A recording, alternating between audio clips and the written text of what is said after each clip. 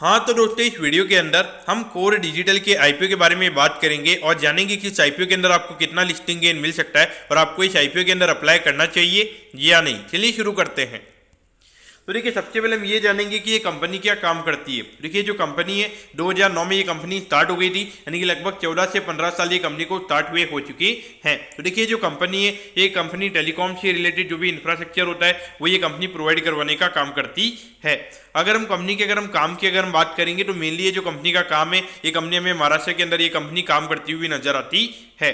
तो देखिए, जो कंपनी है, जो पोल्स वगैरह होते हैं, टावर्स वगैरह होते हैं, फिर उसके अलावा जो ऑप्टिकल फाइबर्स वगैरह लगी जाती है, तो उन सबको इंस्टॉल वगैरह करने का, उनको कमीशन वगैरह करने का ये कंपनी काम करती है। और अगर हम ये कंपनी के मेन कस्टमर्स की भी अगर हम बात करेंगे तो वोडाफोन आइडिया हो गया, भारती एयरटेल और रिलायंस, जो ये तीनों में यहाँ पे कंपनी के मेन कस्टमर्स नजर आते हैं। उसके अलावा अगर हम देखेंगे तो यहाँ पे कंपनी को यहाँ पे डिपार्टमेंट ऑफ जो टेलीकम्युनिकेशन है उससे यहाँ पे कंपनी को लाइसेंस भी मिला हुआ है। तो उसके लाइसेंस के अंडर में यहाँ पे कंपनी जो डार्क फाइबर्स होते हैं, फिर उसके अलावा जो डार्क स्पेस होती है और जो टावर वगैरह होते हैं, तो उन्हें यहाँ पे लीज वगैरह पे देना, रेंट वगैरह करना, तो जो भी यहाँ पे जो भी लाइसेंस के अंदर जो काम होते हैं वो ये कंपनी कर सकती है। उसके अलावा अगर हम देखेंगे तो यहाँ पे अभी लगभग इन्होंने 450 किलोमीटर का जो यहाँ पे जो टेलीकॉम नेटवर्क के जो ऑपरेटर्स हैं, यानी कि जो भारतीय एयरटेल, वोडाफोन आइडिया, तो इनके लिए यहाँ पे 450 किलोमीटर की जो यहाँ पे केबल लगाई है वो इन्होंने यहाँ पे उन कंपनीज के लिए यहाँ पे लगाने का काम किया है। उसके अलावा ये कंपनी का खुद का भी नेटवर्क है। अगर हम कंपनी के खुद के नेटवर्क की अगर हम बात करेंगे, नवी मुंबई, ठाणे, भिवंडी, कल्याण, पनवेल और पुणे के अंदर में यहाँ पे कंपनी का खुद का नेटवर्क भी यहाँ पे नेटवर्क का नजर आता है। और उसके अलावा ये कंपनीज के लिए भी इतना काम किया है। लेकिन देखिए, मुझे यहाँ पे दिक्कत ये कंपनी के अंदर ये नजर आती है कि जो बड़ी बड़ी कंपनी जब आपके कस्टमर्स होती है तो वहाँ पर आपका जो बार्गेनिंग पावर होती है वो आपके कस्टमर की काफी ज्यादा होती है। तो वहाँ पर मुझे लगता है कि जो रिलायंस, जियो वगैरह, ये उनके लिए उतना ही पैसा रखते हैं जिससे ये कंपनी चले। इनके लिए कोई एक्स्ट्रा नॉमिकल प्रॉफिट, यानी कि कोई extra ordinary profit, super normal profit in companies के लिए बिल्कुल भी नहीं रहता है। तो उस पॉइंट ऑफ व्यू से देखा जाए तो एक मोटा पैसा बनना इन कंपनीज के अंदर मुझे लगता है कि यहाँ पे मुश्किल आने वाले टाइम पे रहेगा। अब अगर हम ऑब्जेक्टिव की अगर हम बात करेंगे, यानी कि जो आईपीओ से कंपनी को पैसा मिलने वाला है उसे कंपनी कैसे यूटिलाइज करने वाली है, तो यहाँ पे नॉर्मली स्ट्रेटेजिक एक्विजिशन के लिए, यानी कि यहाँ पे जो कंपनी को आईपीओ में पैसा मिलने वाला है वहाँ पे किसी और कंपनी को यहाँ पे एक्वायर करने के लिए कंपनी यहाँ पे पैसा रेज कर रही है। और नॉर्मली यहाँ पे जो वर्किंग कैपिटल की रिक्वायरमेंट्स है, यानी कि जो डेली टू डेली कैश की रिक्वायरमेंट्स है, उसके लिए यहाँ पे कंपनी का आईपीओ में आता हुआ नजर आ रहा है। अब अगर हम कंपनी के प्रमोटर्स की अगर हम बात करेंगे तो देखिए, नवीन चंद्र दोषी जी कंपनी के प्रमोटर्स हैं, फिर कश्मीरा रविंद्र दोषी जी और उसके अलावा चैतन्य रविंद्र ईरा दोषी जी हमें यहाँ पे कंपनी के प्रमोटर नजर आते हैं।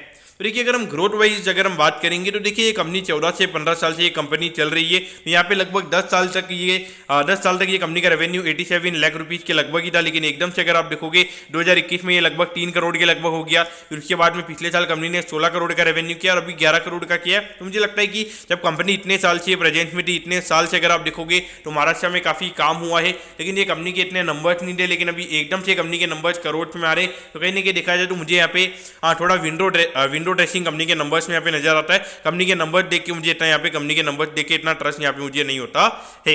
अगर हम प्रॉफिटेबिलिटी की बात करेंगे तो देखिए, यहाँ पे लगभग 1 लाख रुपए के लगभग ही कंपनी का नंबर था, लेकिन अभी कंपनी लगभग 2.5 करोड़ का प्रॉफिट कंपनी ने 9 महीने में कमा लिया। तो इंडिकेशन दे रहा है कि लगभग 3.2 करोड़ के लगभग के प्रॉफिट के नंबर यहाँ पे कंपनी के हो सकते हैं। तो पॉइंट ऑफ व्यू से अगर आप देखोगे तो अभी एकदम से इतने नंबर बढ़ जाना कुछ इतना ज्यादा कुछ हुआ नहीं है। पहले से एक टेलीकॉम स्टोरी हमारे यहाँ पे अगर आप देखोगे 15-20 साल से हमें यहाँ पे चलती हुई नजर आ रही है। लेकिन अभी एकदम से इतनी ज्यादा ग्रोथ के नंबर्स क्यों आ रहे, तो वो पॉइंट से देखा जाए तो ये नंबर्स को इतना ज्यादा भरोसा यहाँ पे नहीं करना चाहिए।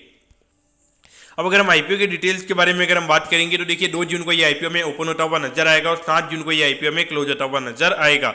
यहाँ पे 180 रुपीज पर शेयर पे कंपनी शेयर दे रही है। 800 शेयर का हमें यहाँ पे लॉट नजर आता है, यानी कि एक लॉट को अप्लाई करने के लिए 1,44,000 रुपीज आपको यहाँ पे लगेंगे। अगर हम इश्यू साइज की बात करेंगे तो 18 करोड़ का आईपीओ में यहाँ पे नजर आता है, जिसमें से 9 करोड़ का हमें यहाँ पे रिटेल कोटा नजर आता है, यानी कि अभी एक और हमें यहाँ पे मेन बोर्ड आईपीओ भी यहाँ पे आता हुआ नजर आ रहा है। तो अगर यहाँ पे 500 करोड़ की डिमांड भी अगर हमें देखने को मिलती है तो यहाँ पे 30-40 गुना के लगभग यहाँ पे रिटेल कोटा में बढ़ता हुआ नजर आ सकता है।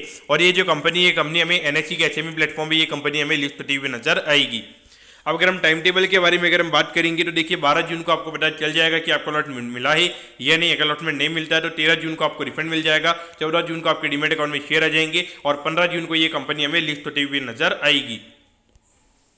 अब अगर हम यहाँ पे वैल्यूएशन की अगर हम बात करेंगे तो देखिए लगभग 60 से 65 करोड़ के मार्केट कैप पे ये कंपनी का आईपीओ में आता हुआ नजर आ रहा है। और इस साल की अगर हम 3-3.5 करोड़ की अर्निंग्स अगर हम मान के चलते तो लगभग 20-21 के पी रेशियो पे ये कंपनी का आईपीओ में आता हुआ नजर आ रहा है। तो आप बोलोगे कि पी रेशियो वाइज यहाँ पे कंपनी का जो वैल्यूएशन है वो यहाँ पे काफी अच्छा है, लेकिन देखिए नंबर्स इतने मुझे भरोसे के लायक नहीं लग रहे। और अभी 18 करोड़ का आईपीओ भी है, लेकिन उसके अलावा अगर आप देखोगे तो अगले हफ्ते जब ये आईपीओ में ओपन होता हुआ नजर आएगा तो तभी एक मेन बोर्ड आईपीओ भी हमें आता हुआ नजर आ रहा है। लगभग 500 करोड़ के लगभग का मेन बोर्ड आईपीओ है और वहाँ पे लगभग जो रिटेल कोटा है वो लगभग 180 करोड़ के लगभग वहाँ पे रिटेल कोटा होने वाला है। तो मुझे लगता है कि जो रिटेल की डिमांड है लगभग जो 1000-1200 करोड़ की लगभग की जो रिटेल की डिमांड है वो हमें वहाँ पे जाती हुई नजर आएगी। और लगभग 1000-1500 करोड़ की जो एचएनआई की डिमांड है वो भी हमें वहाँ जाती हुई नजर आ सकती है। क्योंकि अगर आप देखोगे मैनकाइंड फार्मा में बहुत सारे रिटेल इन्वेस्टर्स ने उसे मिस किया था, इसीलिए अगर आप देखोगे तो मेन बोर्ड आईपीओ के अंदर बहुत ज्यादा डिमांड हमें देखने को मिल सकती है। तो उस पॉइंट ऑफ व्यू से अगर आप देखोगे तो यहाँ पे हो सकता है कि थोड़ी हमें डिमांड कम देखने को मिले।